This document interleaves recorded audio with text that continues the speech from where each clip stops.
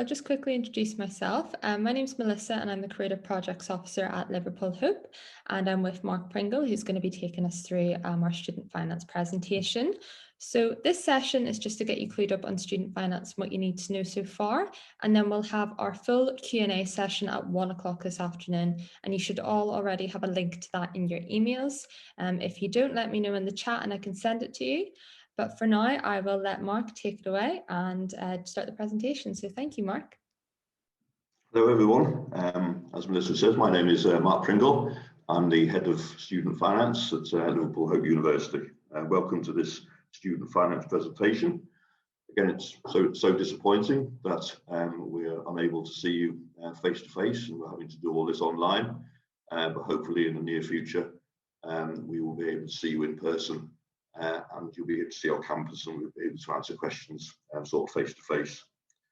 We're in a situation now, we've reached the middle of July. Hopefully most of you, or all of you have applied for your student finance now. If you haven't, then the deadline has actually passed. Now that's a deadline to ensure that you've got your money in place for the beginning of term. It's not a deadline to say you can't apply anymore.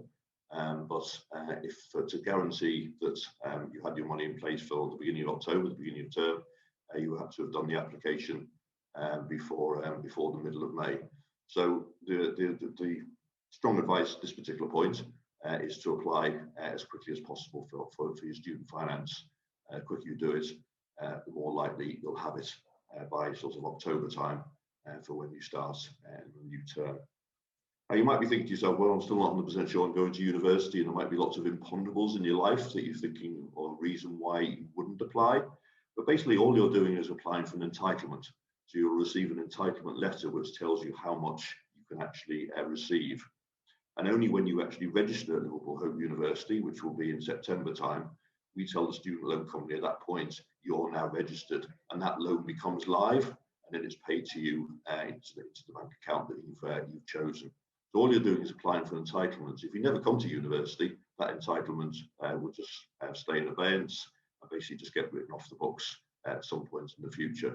But don't worry about it. I mean, a lot of people think, it's like buying a car, and you choose the car first of all and say, well, I want that car, I want £1,000, and then you go and borrow the £1,000. It's in your bank account the next day. University finance or student finance is somewhat different from that.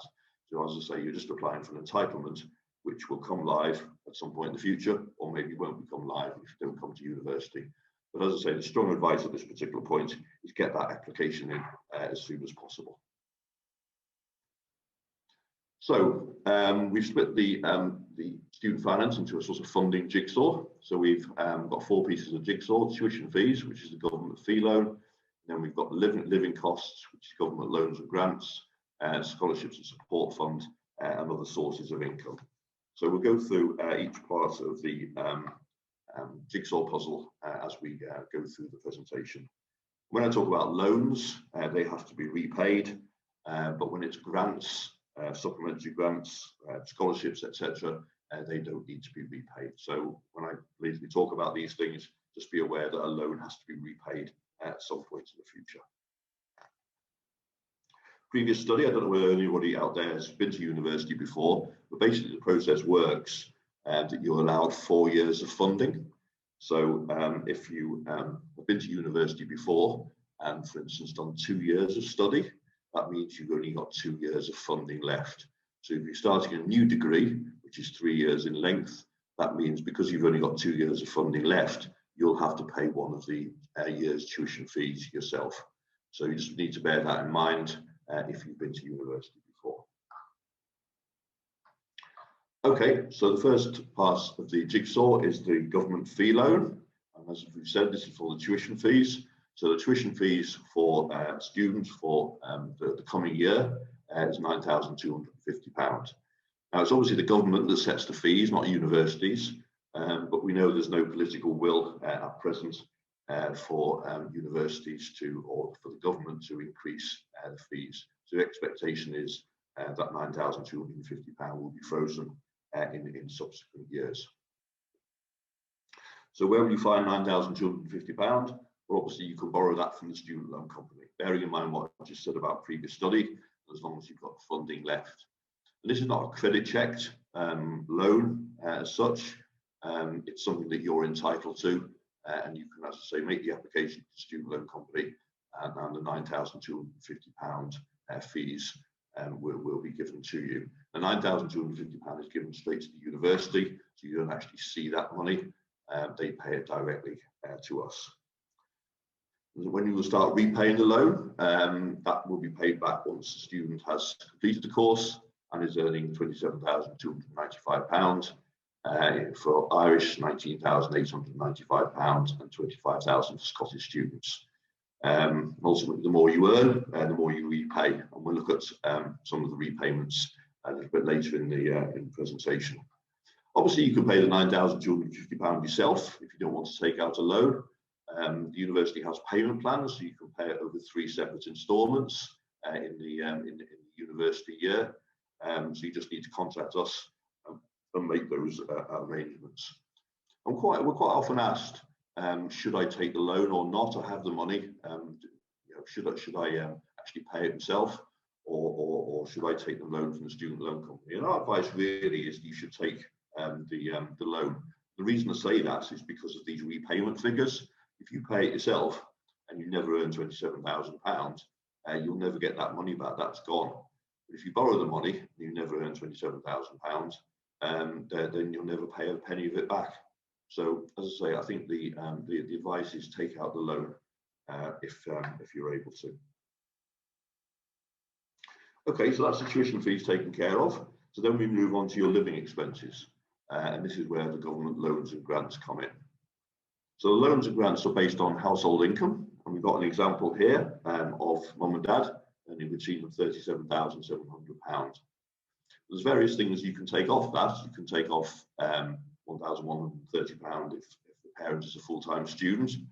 You can take off £1,130 for each dependent child, and pension payments, which attract tax relief, can also be deducted. So in this example, that's £1,570. So even though mum and dad earn £37,700 between them, the actual assessment figure for the loan is £35,000. So why is that important? Well, the lower the household income, the more maintenance loan a student can actually obtain. We'll look at that in a table in a second. So this is for English students. If there's anyone from England out there, maximum loan available is £9,488 for students living away from home, and £7,987 for students living at home. That's based on a household income of £25,000 or less. And as the household income rises, then the students receive a lower loan. Supplementary grants, including parents' learning allowance, disabled students allowance, and adult dependence grants, they're still available for students. So we look at the table for English students. So as you can see from the first column, we have the household income, £25,000 or less. And then if you're living at home while studying, you can get £7,987, and then living away from home, £9,488.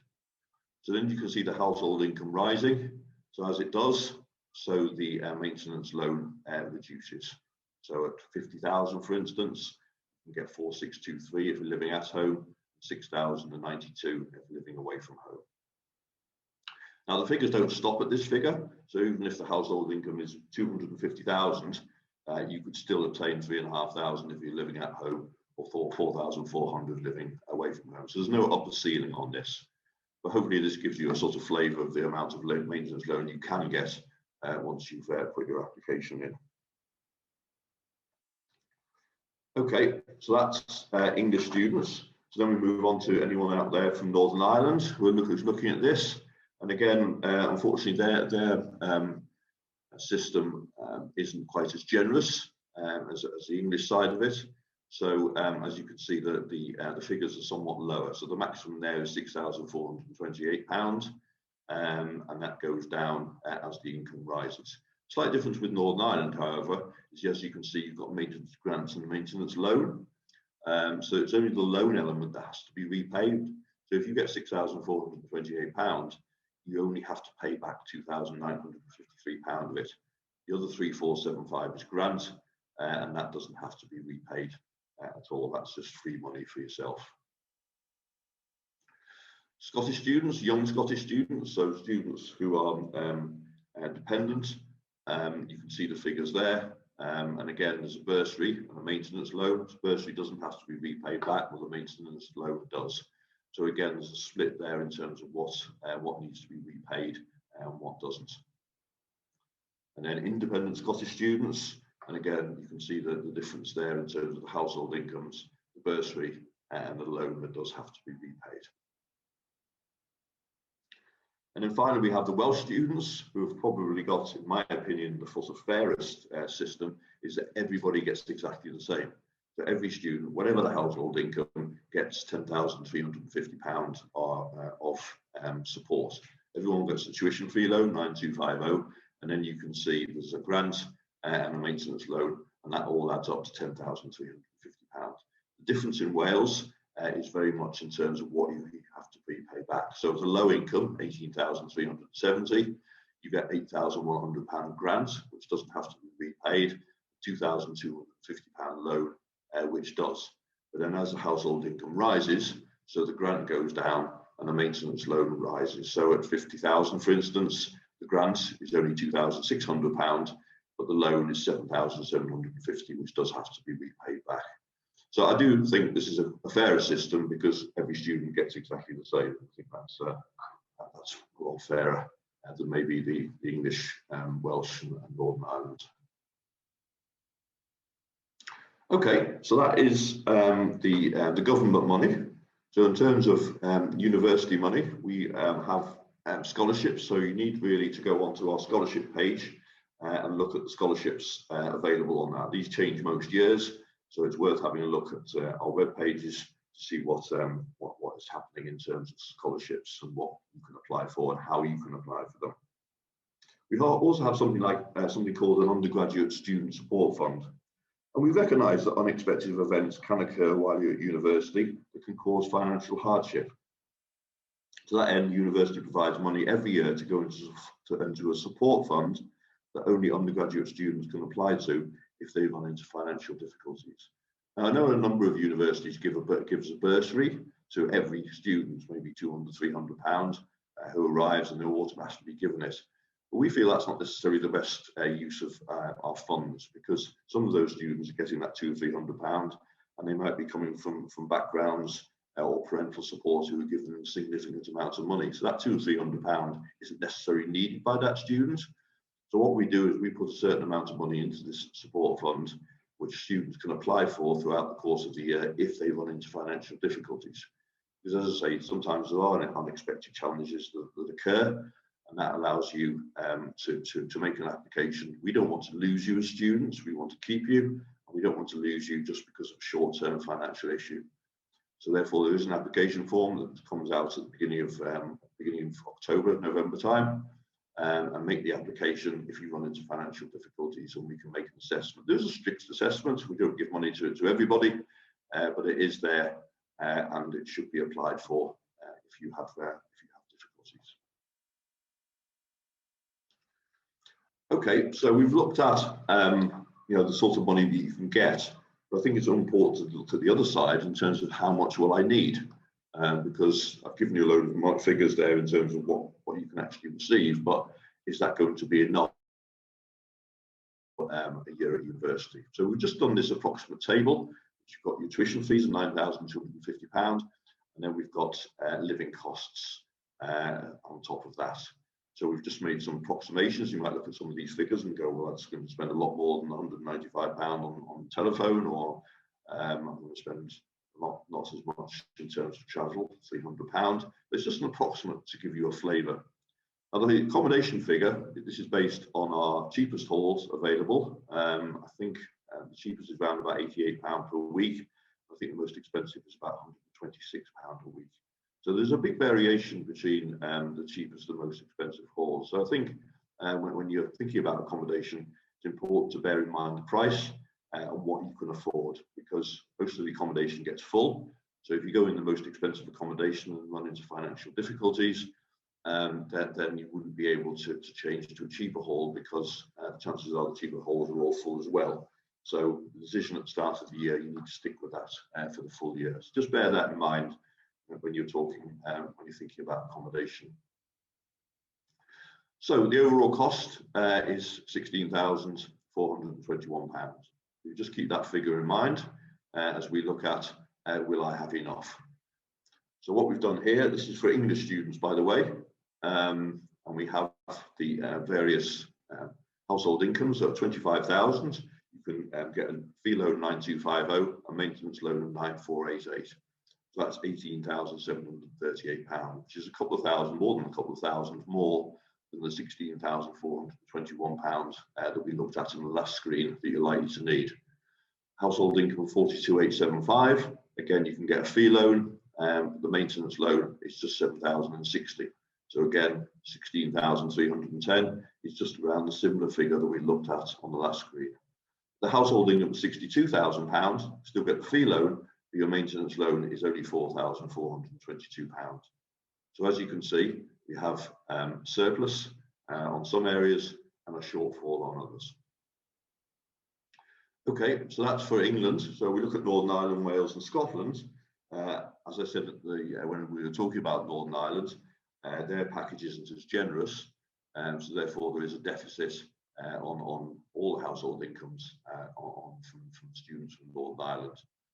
Wales, there's a surplus, £3,000 for all household incomes on there, and in Scotland it's surplus on the 20,000, but a deficit on the others. So hopefully that gives you a little flavour in terms of how much you can get and how much you will need throughout the year. Okay, so you have got a deficit. You know where you're going to get other money from to support you while you're at the university. So the last piece of the jigsaw is the other sources of income. The first one is the obvious one. We always put this one up first. Is mum and dad. There's obviously, as I've explained, the amount of money you as students can receive is based almost entirely on household income or mum and dad's income. So the more they earn, the less you can receive from the government. Whether you think that's fair or not, fortunately that's the system as it is, and there's not much we can do to change that. But the expectation is if mum and dad earn significantly higher amounts of income, the expectation is that they will support their sons and daughters more financially while they're at university. So I think it's important you have a conversation with them, just even from a budgeting perspective, to find out whether they are prepared to give you some support, and if so, weekly allowance, monthly allowance, or pay for your accommodation or whatever it happens to be. But as I say, that would help with your budgeting if you've got some idea how much money you can get from them. Welfare benefits, not really my expertise, but there's an email address there, advice@hope.ac.uk, and you can email them if you've got any questions with regard to welfare benefits. Part-time work.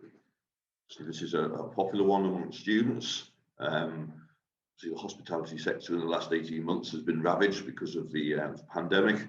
As we're seeing, as we're coming out of it now, there's a lot of demand from the hospitality sector for people to go and work for them. So there should be lots of jobs going forward into the new year. We have something at Liverpool Hope called Hope Works, which is like an internal job agency. So people can apply and register for the agency, and when jobs come up on campus, they've got an opportunity to work there. And that's proved to be quite popular because some people prefer to work on campus than maybe go into town and work till sort of early hours of the morning and have to come back. So working on campus has proved to be quite popular from there. I think the important thing to say about part-time work is not to do too much. Obviously, you're at university to get a degree, so it's a question of getting the balance right. It's no use working hours and hours and hours and having lots of money if your studies are suffering because of it. So it's certainly a balance between doing enough hours to support yourself and receive a little bit of extra money, but make sure it doesn't impinge on your studies, because obviously getting the degree is the priority. Interest-free overdraft, around £1,200. Just important that when you're opening up a student bank account, and you can get the apply for the overdraft. Just make sure you look for the small print, because there's quite often differences in terms of the terms and conditions. Some banks say it has to be repaid as soon as you graduate, and if it's not repaid as soon as you graduate, then there's really high levels of interest. Some give you longer to pay than others. So make sure that you look at the terms and conditions when you open up your student bank account. Okay, so that's the other sources of income. In terms of the application procedure, I said right at the start, it's really important that you apply as quickly as possible.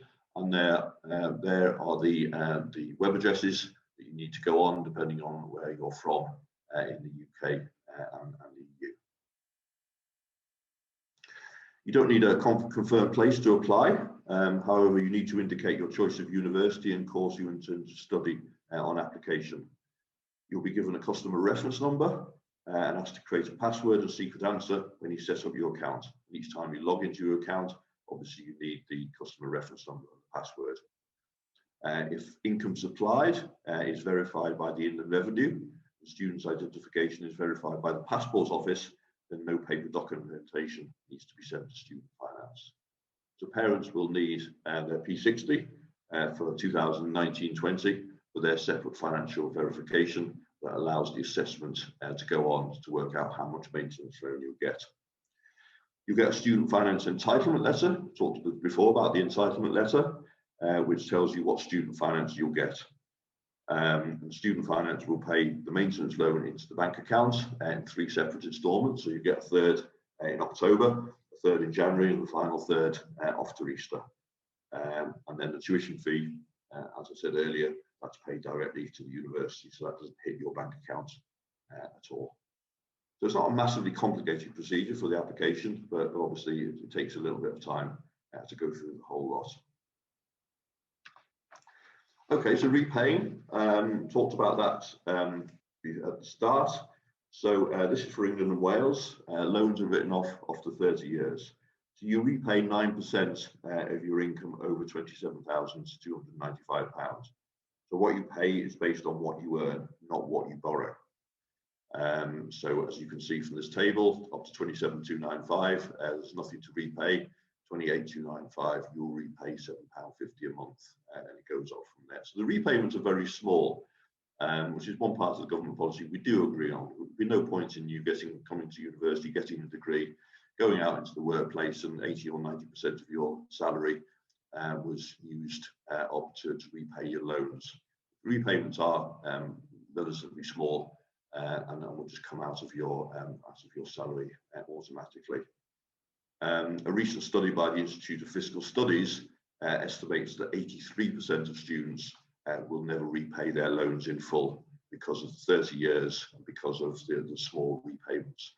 That's what I meant at the start about, should I pay it myself or should I take out the loan? It would be better to take out the loan because the vast majority of students will never repay it in full. To Northern Ireland, slightly different. Their repayments, but again, the same principle, very small monthly repayments, and their loans are written off after 25 years.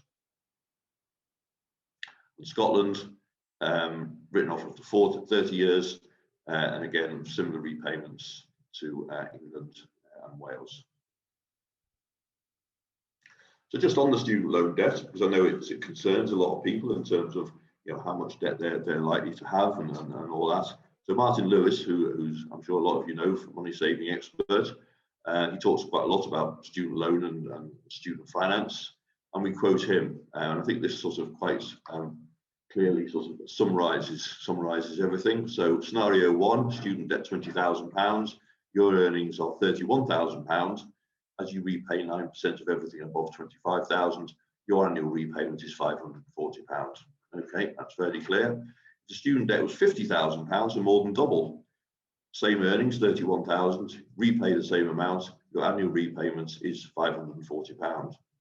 Student debt £1 billion, obviously totally ridiculous, but he's trying to make a point that earnings £31,000, your annual repayment is £540.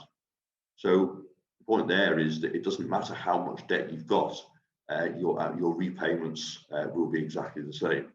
The only difference is the amount you borrow makes is whether you will clear the debt within those 30 years. All but the very highest earners won't. So unless you're on a big salary, the amount you borrow, the rate of interest you pay is irrelevant. So I thought that sort of summarises it quite well. And the other thing also to say is that student debt will not affect credit applications, including mortgages. On any application, you will detail your loan repayments in the expenditure column, so how much you're repaying back in terms of your loan. But the mortgage company, if you're applying for a mortgage, will look at the debt and take that as part of the application and turn anyone down because of it. It's more about the repayments and how much you're repaying, which is the most important thing. Okay, so key points in summary. Keep an eye on important websites: Liverpool Hope, Student Finance England, Northern Ireland Student Finance, or SAS, which is a Scottish one. Go to the online calculator. If you haven't already applied for finance, get the application in, but you can go to that online calculator at that web address, and that will give you an approximation of how much loan entitlement you're likely to get.